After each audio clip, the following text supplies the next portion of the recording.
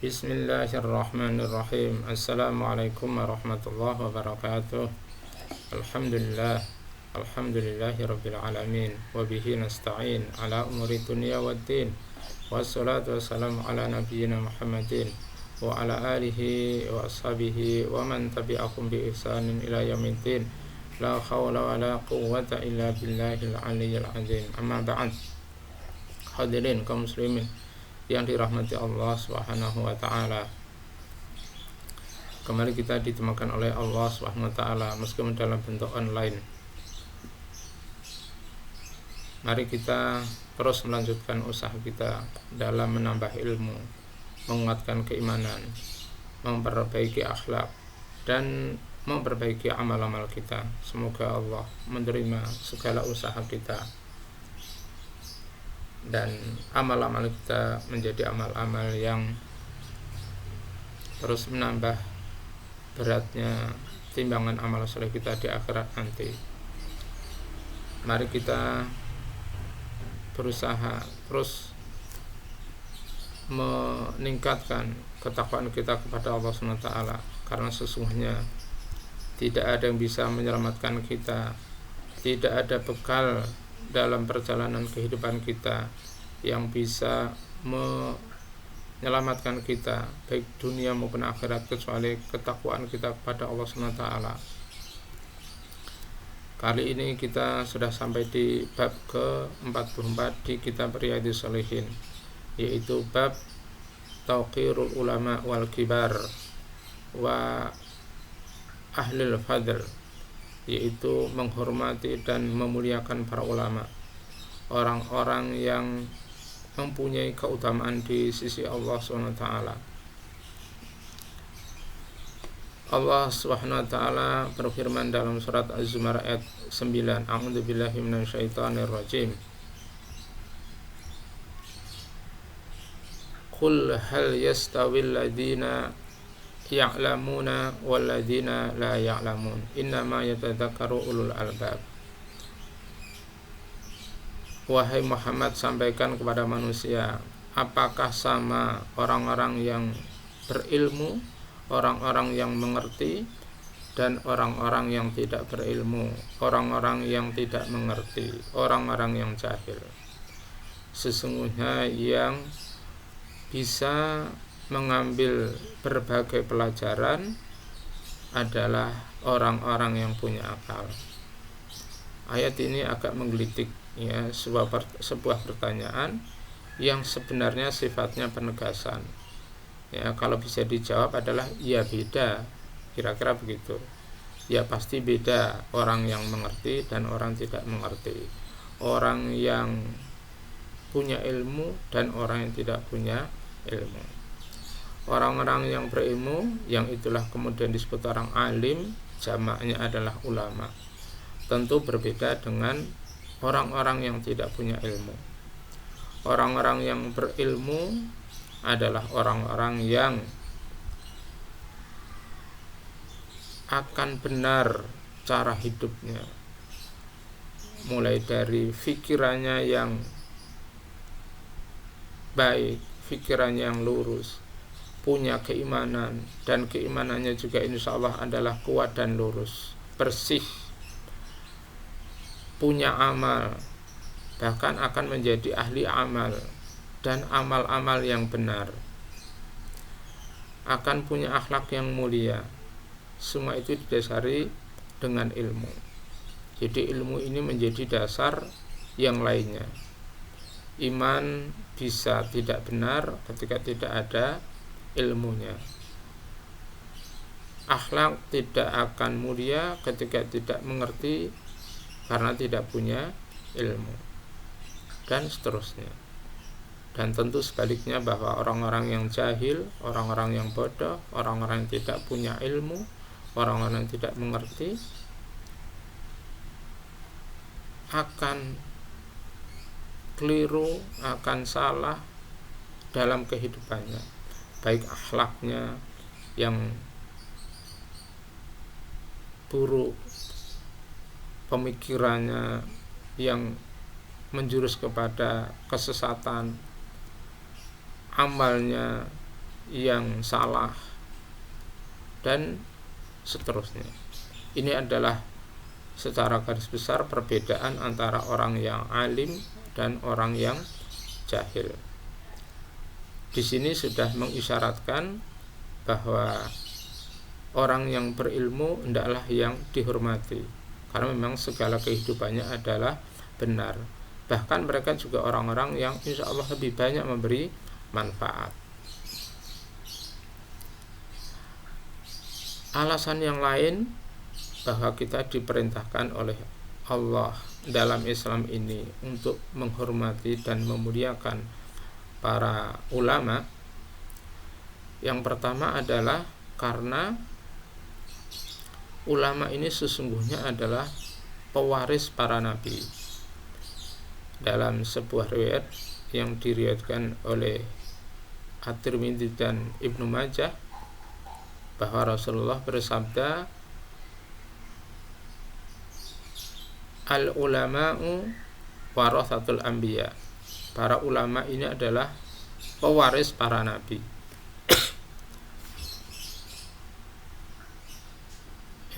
Kenapa?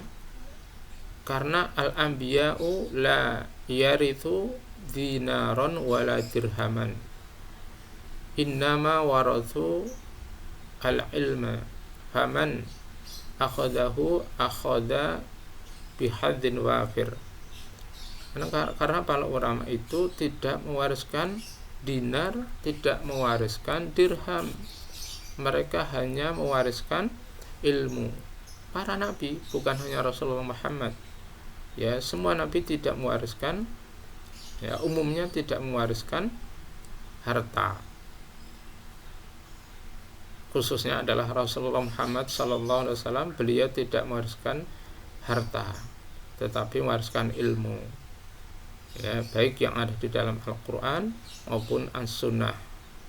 Maka kata Rasulullah, siapa yang mengambil ilmu itu, maka dia sesungguhnya telah mengambil bagian yang besar. Semakin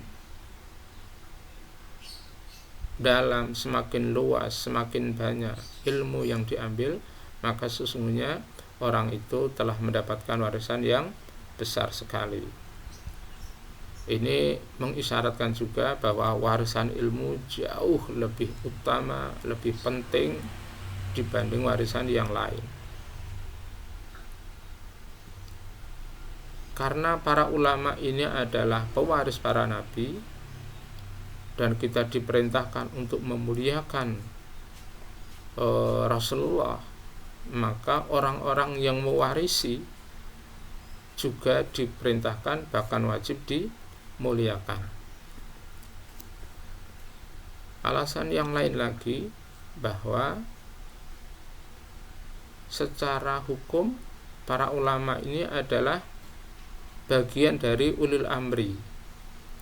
Kita diperintahkan untuk mentaati ulil amri, sebagaimana firman Allah SWT dalam surat An-Nisa ayat ke-59, ya ayyuhalladzina amanu atiullaha wa atiur rasul wa ulil amri minkum. Wahai orang-orang yang beriman, taatilah Allah, taatilah Rasul, dan ulil amri. Lagi-lagi adalah para ulama menyampaikan bahwa di antara ulil amri adalah para ulama, selain para pemimpin. Ulil amri juga ulama juga ulil amri, dan kita diberitakan untuk mengikuti para ulama. Tentu orang-orang yang layak untuk diikuti adalah juga harus dihormati dan dimuliakan. Dan sesungguhnya kemaslahatan, kebaikan, kehidupan ini adalah diantaranya ada di tangan para ulama. Maka ketika ulama sedikit demi sedikit berkurang, maka kebaikan ini juga sedikit demi sedikit akan berkurang. Dan kita punya kewajiban untuk bisa menjaga ilmu ini agar kehidupan kita terus terjaga juga. Berikutnya, hadis yang menunjukkan bahwa kita diperintahkan, atau hadis yang menunjukkan tentang kemuliaan orang yang alim atau para ulama.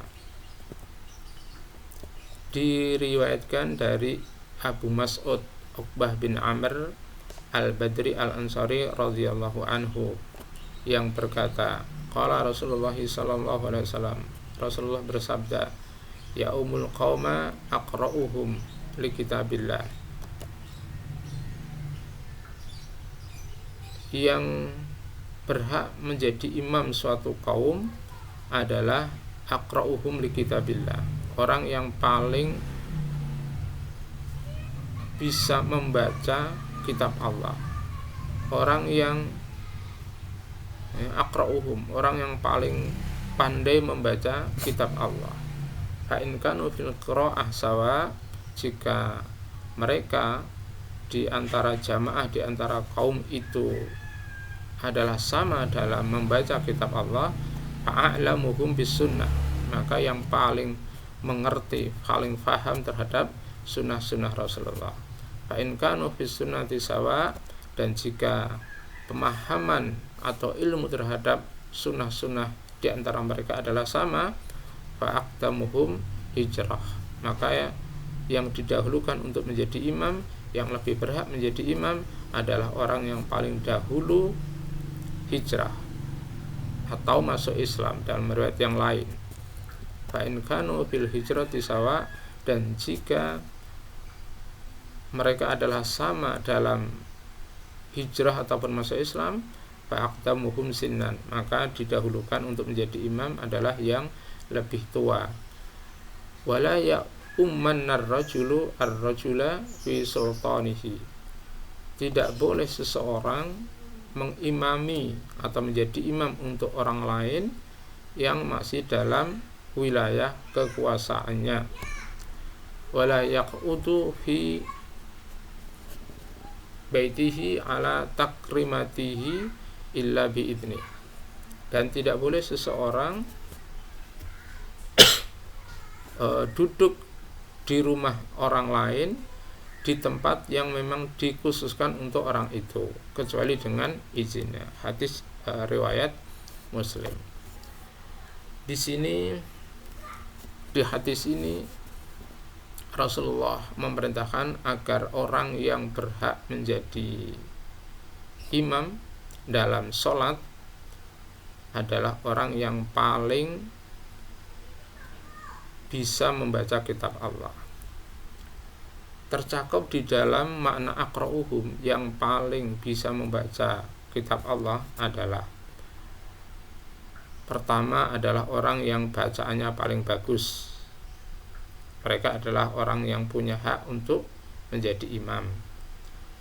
Atau yang dimaksud orang yang paling bisa membaca adalah, sebagian riwayat menyebutkan yang paling atau yang lebih banyak hafalannya. Dan yang ketiga, ini juga pendapat banyak ulama, adalah yang paling mengerti, yang paling banyak ilmunya terhadap kitab Allah. Jadi ini menunjukkan bahwa selain hadis ini memberi pelajaran terkait dengan penghormatan terhadap para ulama, hadis ini juga memberikan tuntunan dalam sholat berjamaah, ya, bahwa di dalam sholat berjamaah ada tuntunannya, ada aturannya. Tidak semua orang punya hak untuk menjadi imam.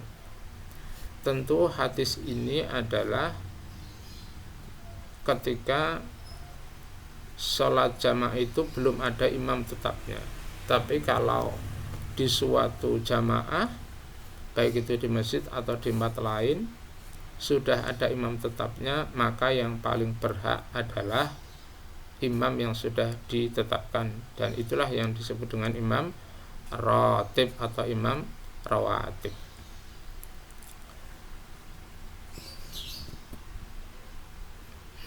Kemudian urut-urutannya di hadis ini adalah ketika orang yang alim, orang yang pintar membaca Al-Quran, orang yang hafalannya lebih banyak, itu adalah misalnya sama, maka yang didahulukan untuk menjadi imam atau berhak menjadi imam adalah orang yang mengerti tentang sunnah-sunnah Rasulullah. Dan berikutnya, ketika mereka sama adalah orang yang lebih dulu masuk Islam atau lebih dulu hijrah. Dan kemudian adalah orang tua. Ini menunjukkan bahwa antara orang alim dengan usia itu tidak sama. Ya, meskipun sebagian masyarakat, apalagi di masyarakat daerah, masyarakat perkampungan, masih lebih mendahulukan orang tua dibanding orang-orang yang alim.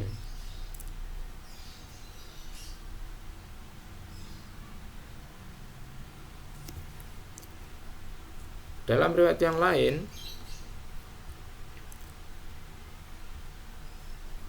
Rasulullah juga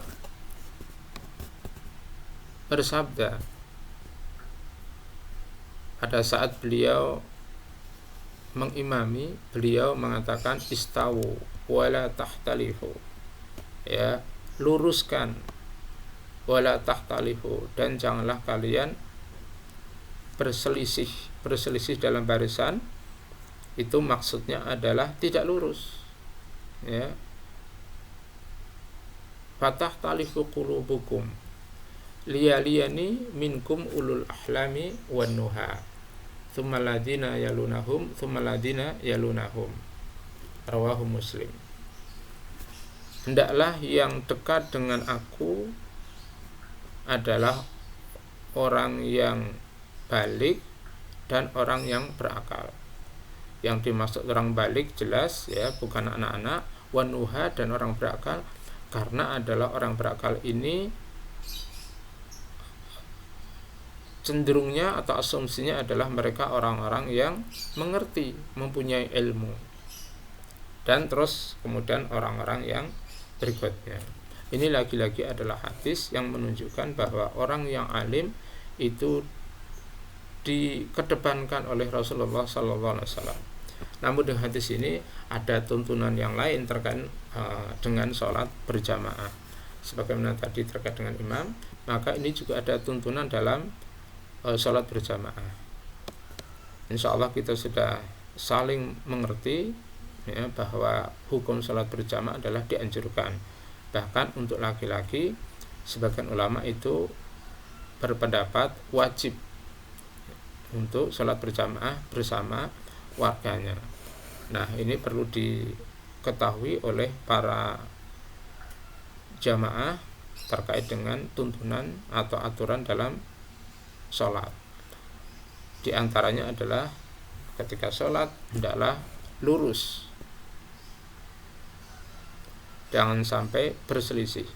Nah, kata-kata berselisih ini bisa punya makna berselisih dalam kehidupan, berbeda-beda dalam kehidupan, dalam artian tidak bersatu. Bisa juga bermakna berselisih ini adalah tidak lurus di dalam sholat. Yang jelas bahwa Rasulullah itu memerintahkan agar kita lurus. Ini menggambarkan kekompakan, ya, adanya kesatuan. Jangan sampai tidak lurus. Tidak lurus menunjukkan adanya perselisihan. Tentu kalau kita bicara tentang perbedaan, ada perbedaan yang bisa ditolerir, dimaafkan, dan ada perbedaan-perbedaan yang itu harus diberantas.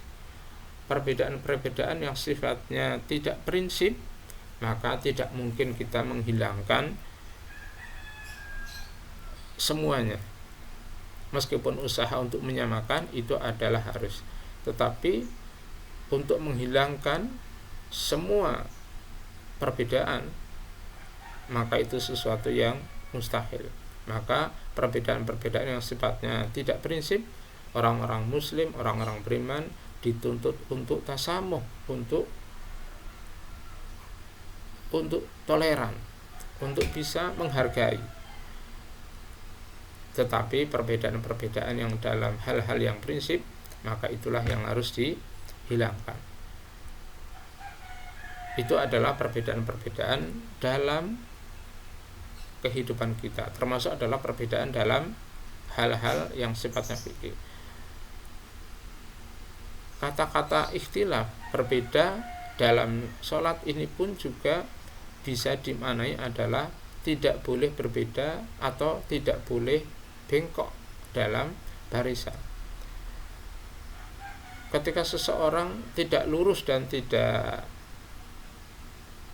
atau bengkok dalam barisan, ini bisa menggambarkan atau bahkan menyebabkan bahwa sesungguhnya yang bengkok dan tidak lurus itu adalah hati, bukan barisannya. Ketika seseorang hatinya adalah lurus, hatinya adalah sama dengan yang lain, adanya kesamaan dan kekompakan dengan jamaah yang lainnya, maka barisan itu insya Allah akan mudah diluruskan. Tetapi kalau hati ini yang bengkok, maka tidak mudah untuk meluruskan barisan. Dan sesungguhnya sholat berjamaah ini adalah miniatur contoh dari bagaimana kesatuan dan lurusnya dalam berjamaah kaum muslimin.